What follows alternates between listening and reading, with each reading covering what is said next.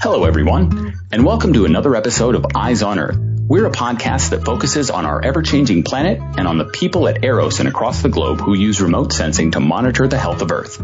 I'm your host for this episode, John Holt. Today, we're going to talk about fire. Satellites like Landsat can be incredibly valuable for mapping fire perimeters and for monitoring trends in burn severity or in post-fire recovery. Satellites can cover wide areas with a single pass, whereas helicopter, drone, or airplane fire line mapping can take hours. But civilian satellites with moderate resolution typically don't get imagery for the entire planet every day, and every day counts when large fires rage. But what if we combine data from multiple satellite and other remotely sensed data sources that can be used without an investment of time and resources into data processing?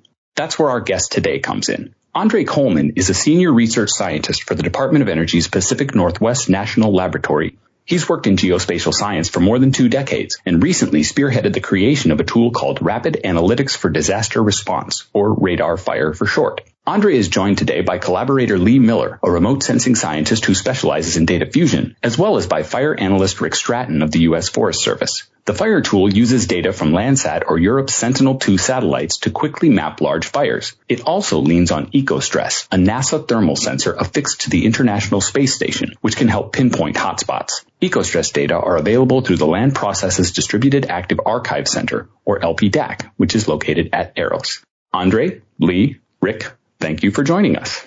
Thank you for having us, John. Andre, first off, let's talk generally about how remote sensing is useful for fire response. What are the benefits and what are the limitations for firefighters on the ground? So, John, I think you hit on one of the main points earlier, and that is with overhead satellite remote sensing, we're able to capture large swaths of land within seconds, though it does take some time to get that data back down. For RADR-Fire, the sensors that we're focused on are generally considered to be in that high resolution, kind of focusing in on that 30 meter to around 60 meter spatial resolution. What we get with those sensors then is detailed information on the spot fires, the actual fire or heat perimeter, as well as scattered heat, understanding, areas that have burned already or impacted, areas that may be impacted going forward.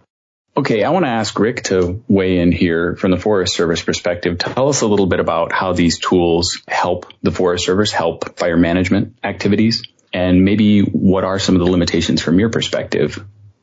I think one of the main things is satellites can help us detect where the fire is. That is one of the most important questions we're constantly asking. Where's the fire and how close is it to a value that we need to protect? The other benefit from satellites, there is not a human up there that is at risk. Often there are sensors on these satellites that can see through smoke or clouds or some of the other things that can be troublesome at times.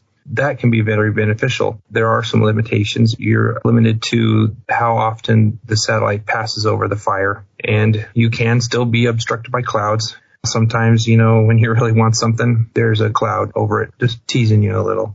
So there are still limitations, but I have seen in my career over the last 10 or so years that we are beginning to more and more rely on those eyes really high up in the sky versus fixed wings and other mechanisms to detect where the fire perimeters are.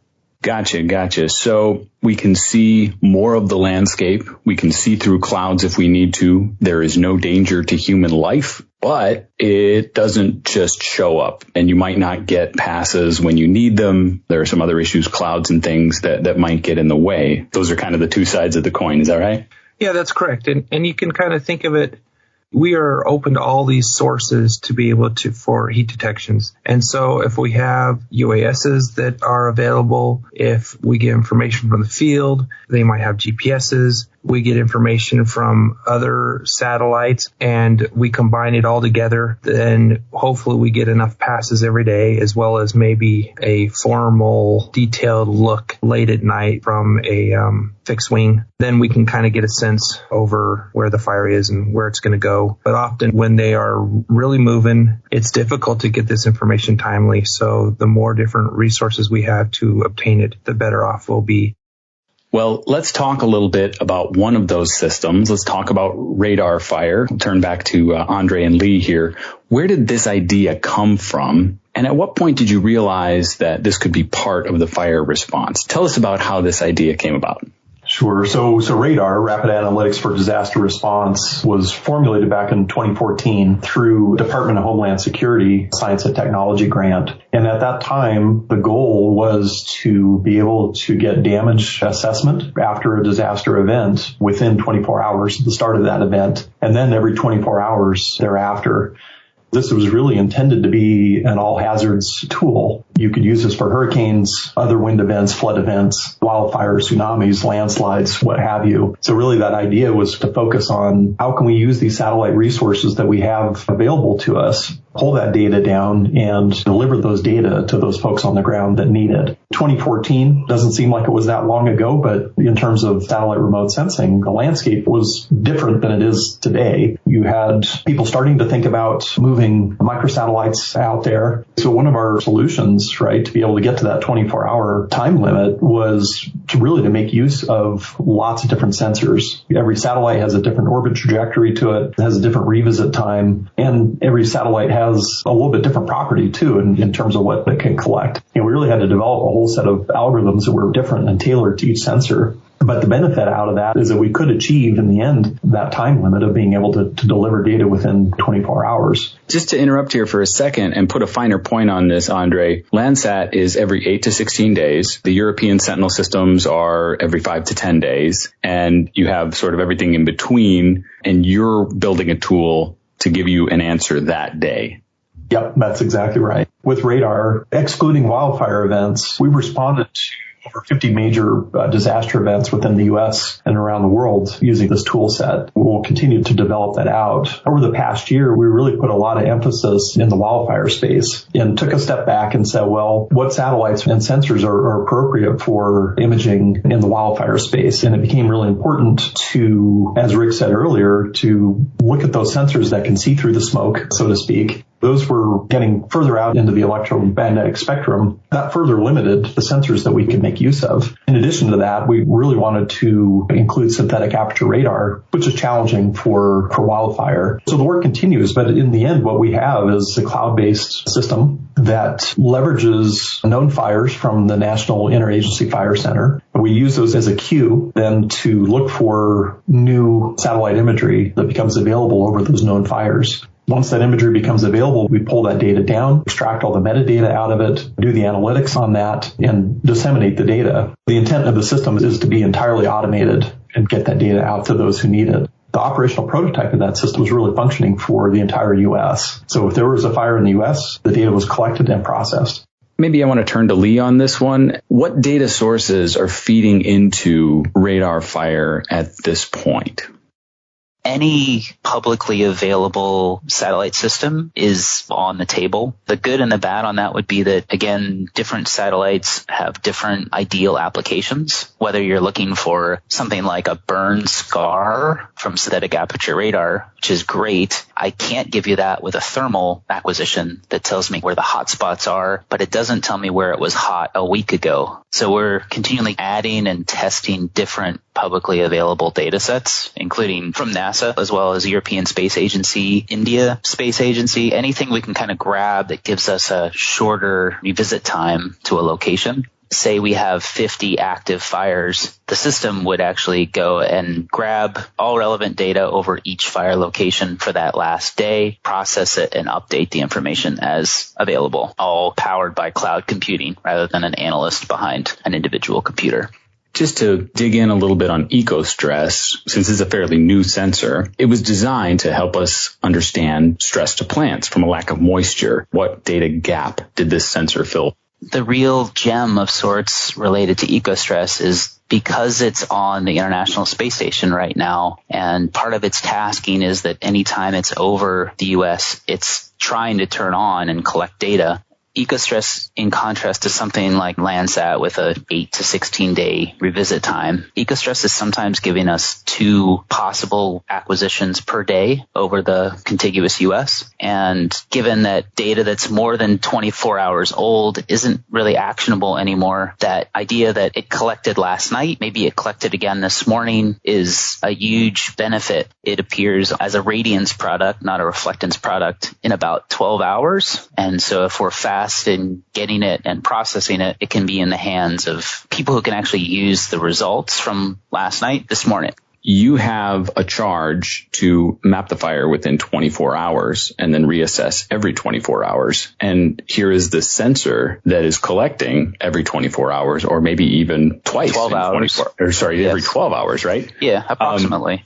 So Andre and Lee, did you ask NASA to build this for you specifically, or just dumb luck, or what? So ECOSTRESS was one of these sensors that we previously didn't have any experience with. It had all the right kind of properties to it. It is an experimental sensor. By going through that inventory and evaluating all these sensors, that's really how we came to know this. So it ticked all the boxes. It did, yeah.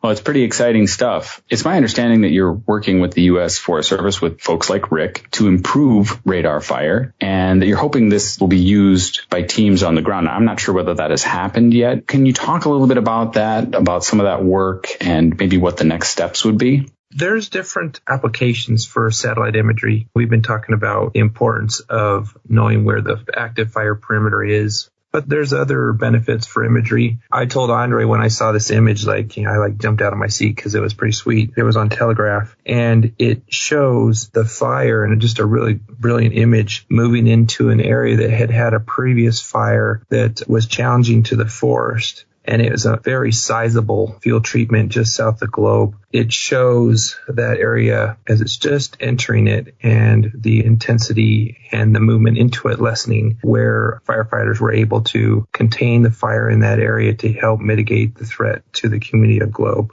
And you can use imagery like this to look at large-scale effects of field treatments, checking large fire growth. The more we look at this, we see that a smaller network of multiple fields treatments, or a larger fields treatments in a network, can really help mitigate the sizes of these large fires. But there's other things. Post-fire, we worked with this product to look at what does the imagery say about the severity of the fire itself. We also did some explorations on teasing out where retardant drops occurred. These kinds of information and getting it at a timely manner, and then getting it to the incident management team and making actionable decisions based on where the fire is really critical to being able to keep folks safe and protect the things we care about, and ultimately be successful in containment.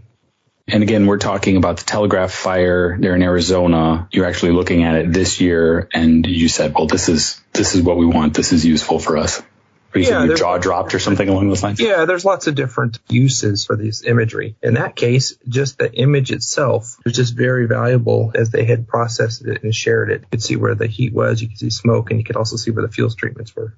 I want to ask, to put a real fine point on this, how valuable are civilian data sources to efforts like this? Would it be possible or economically feasible to pull this off without sensors like Landsat or ECOSTRESS? If you look at this year's fire season and last year's fire year, there are so many fires going on, extending out over time. We see more and more mega fires. The idea of doing commercial acquisitions is going to rack up a lot of costs. It really becomes important to leverage these more open access types of satellites that are sponsored by NASA, NOAA, and the European Space Agency, and others around the world. There may be a case to be made where we can bring in more commercial sensors for fast-moving fires where we're really not able to get the coverage through other satellites. But having said that, one of the tools we actually developed this past year was a satellite forecasting tool. So you can put in the boundary of an active fire and understand which satellites are going to be coming over when and how much area they're going to cover on that fire. Part of the idea with that was to be able to help an incident commander who may be ordering up airborne imagery and say, well, if I'm not going to be able to get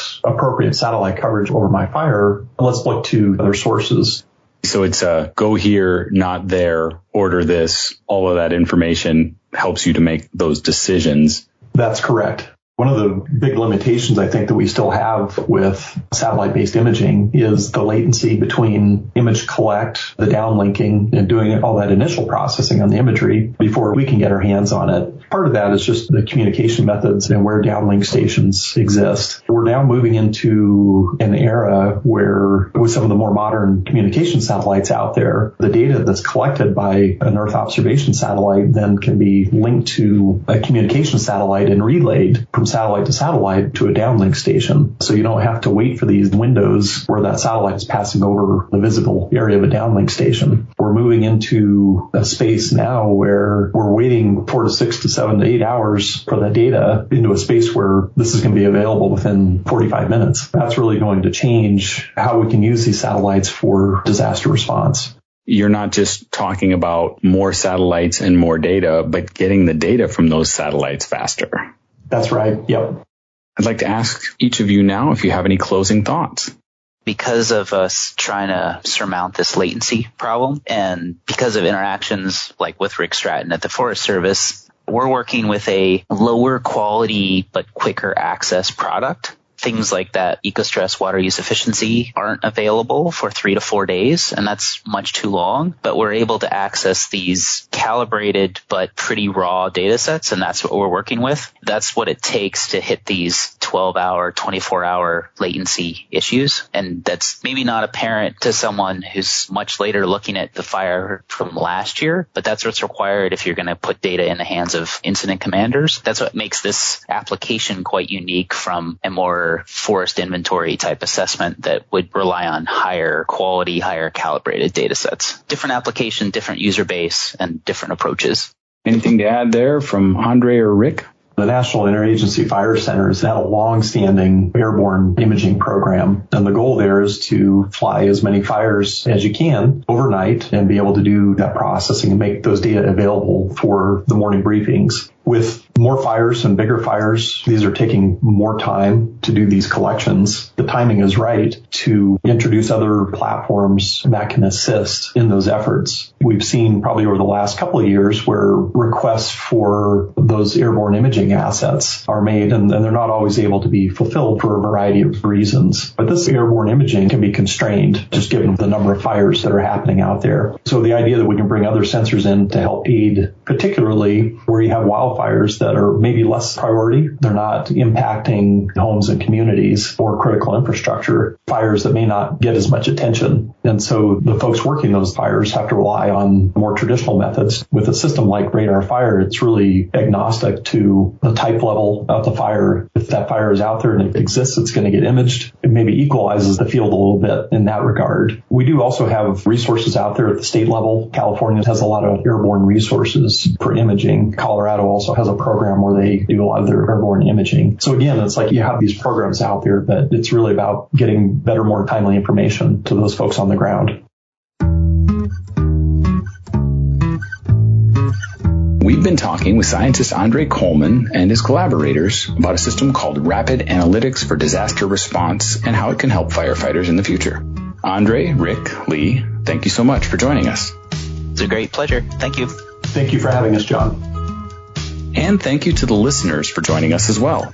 You can find all our shows on our website at usgs.gov/EROS. That's usgs.gov/EROS. You can also follow EROS on Facebook and Twitter to find the latest episodes, or you can find our shows on Apple or Google Podcasts. This podcast is a product of the U.S. Geological Survey, Department of Interior.